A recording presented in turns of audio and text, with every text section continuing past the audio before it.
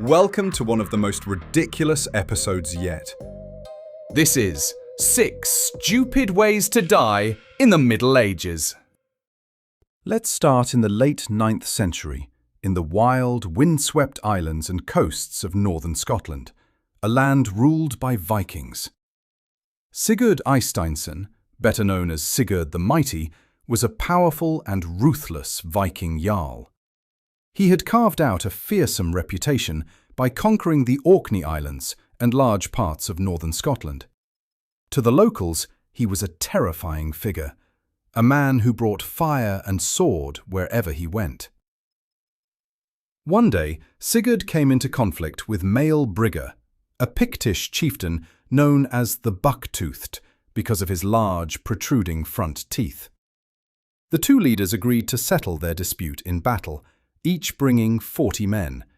But Sigurd wasn't one for playing fair. He showed up with 80 warriors and quickly crushed his enemy's forces. After the battle, Sigurd personally beheaded Mael Brigga. As a trophy of his victory, he tied the severed head to his saddle and rode home in triumph. As he rode along the rugged path, the severed head bounced and swung violently against his leg with every stride of the horse. The dead chieftain's sharp, forward teeth scraped repeatedly across Sigurd's bare calf, leaving a small but nasty cut. At first, Sigurd thought nothing of it, but that seemingly harmless wound soon became badly infected, most likely with tetanus or severe blood poisoning. Within just a few days, Sigurd the Mighty, a man feared throughout the north, grew deathly ill and died in agony, bitten by the head of a man he had already killed. His Viking warriors were so struck by this dark, poetic justice that they buried him alongside the severed head of his enemy. Now that's next-level Viking karma. Next up, Alexander III, King of Scotland, in the year 1286. Alexander was a relatively successful king who had ruled Scotland for nearly 40 years. But at the age of 44, he had recently become a widower. To secure the future of his dynasty, he married the young and beautiful French noblewoman Yolande de Dreux. The wedding had taken place just a few months earlier. On a cold and violent, stormy night in March, the king was staying at Edinburgh Castle. His new bride was waiting for him at Kinghorn Castle, across the Firth of Forth. Despite the howling wind, pouring rain, and repeated warnings from his advisors and servants that it was far too dangerous to travel, Alexander couldn't contain his impatience. He had, let's just say, very urgent business with his young wife. Ignoring every sensible voice around him, the king mounted his horse and set off into the pitch-black night with only a small group of attendants. The road along the coast was treacherous, narrow paths hugging steep cliffs with the sea roaring below. Somewhere near Kinghorn, in complete darkness, his horse lost its footing on the slippery, rocky slope. Alexander was thrown from the saddle. He fell down the steep embankment, broke his neck, and died almost instantly. The next morning, search parties found his broken body lying on the shore. In short, a king of Scotland died because he simply couldn't wait one more night for sex. His sudden death created a terrible succession crisis. His only living heir at the time was his young granddaughter, Margaret, the Maid of Norway. When she also died shortly after, the Scottish throne was left empty. This power vacuum eventually triggered the Scottish Wars of Independence, the era of William Wallace, Robert the Bruce, and the legendary fight against English domination. Moral of the story: sometimes being horny really is a fatal character flaw.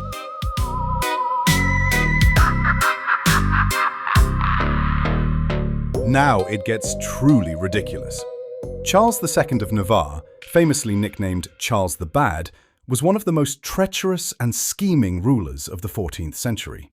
He was constantly plotting, switching sides in wars, and making enemies across France and Spain. But in 1387, all his cunning came to nothing. The king lay deathly ill in his bed, suffering from a mysterious and painful sickness that left him bedridden and desperate. His physicians, determined to try anything, came up with what they believed was an innovative medical treatment. They took long linen cloths, soaked them thoroughly in brandy, essentially pure, highly flammable alcohol, and wrapped Charles tightly from head to toe like a human mummy. The idea was that the strong alcoholic vapors would draw out the toxins and cure his body through the power of the fumes. A young servant girl was carefully sewing the cloth shut to keep it tightly wrapped around him. As she worked, she noticed a loose thread.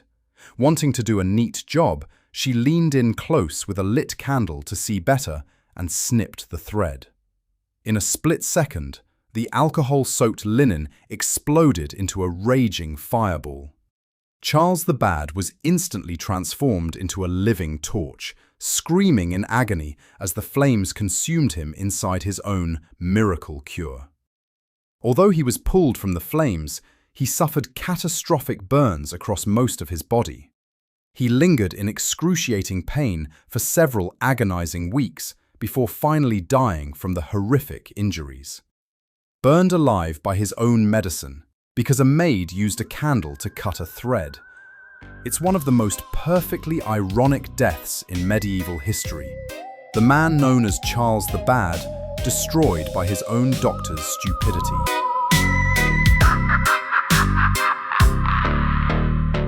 King Martin I of Aragon, also known as Martin the Humane, had a surprisingly undignified end in 1410, as legend tells us.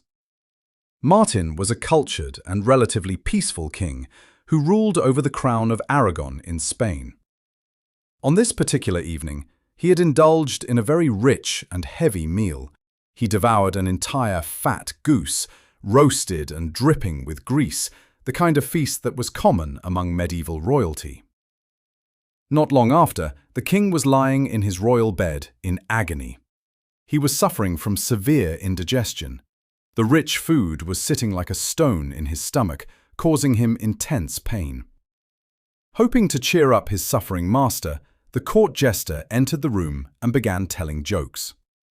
One story in particular struck the king's funny bone. A ridiculous tale about a deer that had gotten itself stuck hanging upside down from its own tail, high up in a tree. Martin found the image absolutely hilarious. He started laughing, first lightly, then harder and harder. The laughter grew into uncontrollable fits. The combination of violent, heaving laughter and his already overloaded, painful stomach proved disastrous. Something inside him gave way. The king laughed himself to death. He died right there in bed, dead from laughing, with a belly full of goose. Medieval chroniclers formally recorded his cause of death as a laughing fit combined with indigestion. You can almost imagine the scribes pausing, raising an eyebrow and writing, "Wait, seriously, this is how our king died?" A monarch who had ruled kingdoms and navigated complex politics, gone not by poison, war, or old age, but by laughing too hard after dinner.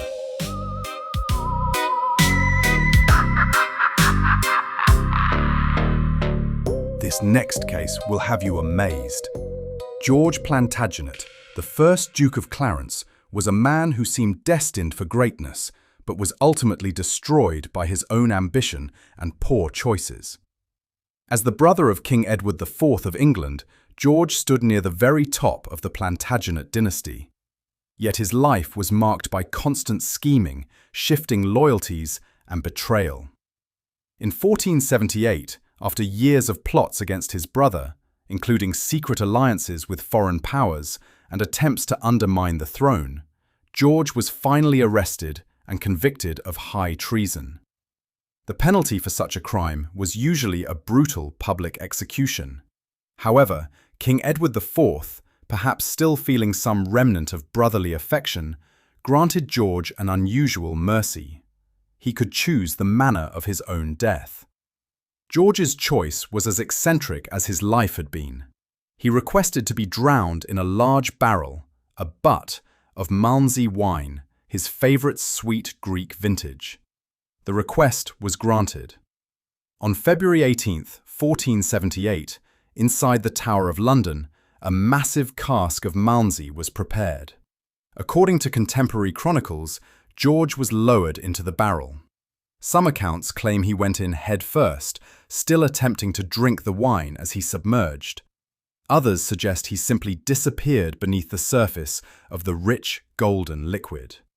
Either way, the powerful Duke met his end not on the battlefield or the scaffold, but pickled in his beloved drink.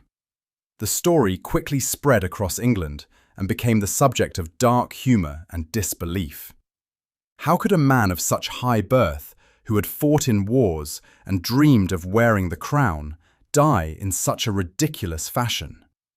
Later, William Shakespeare would immortalise the tale in his play Richard III, having a character bitterly remark that Clarence was drowned in a butt of Malmsey.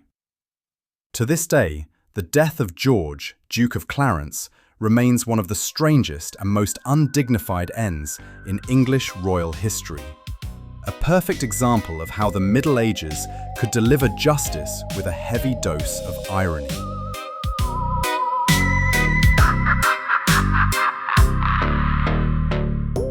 Last, but certainly not least, and quite possibly the most humiliating legendary death on this entire list.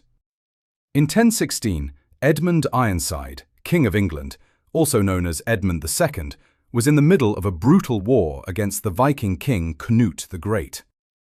Edmund had earned his nickname Ironside for his toughness and bravery in battle. He was a warrior king who had fought hard to defend England from Danish invasion. But on this fateful day, none of that martial glory mattered. Edmund was staying at Oxford and, like any other man, needed to answer the call of nature.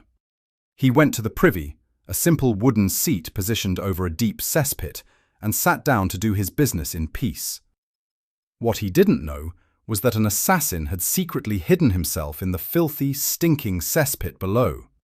While the king was completely vulnerable, the killer climbed up through the toilet hole and thrust a sword upward with brutal force, stabbing Edmund straight through his bowels. The king was murdered in the most undignified position imaginable, literally caught with his pants down. Edmund Ironside, a fierce warrior who had survived countless battles on the field, died not in combat, but while sitting on the loo. That has to be the single most humiliating royal death in English history. No dramatic final words, no heroic last stand. Just a king, alone, betrayed by his own toilet. So there you have it. 6 medieval deaths so ridiculous they sound like urban legends. And to be frank, some of them are. Which one did you find the worst? Let me know in the comments. If you want more of this, drop a comment.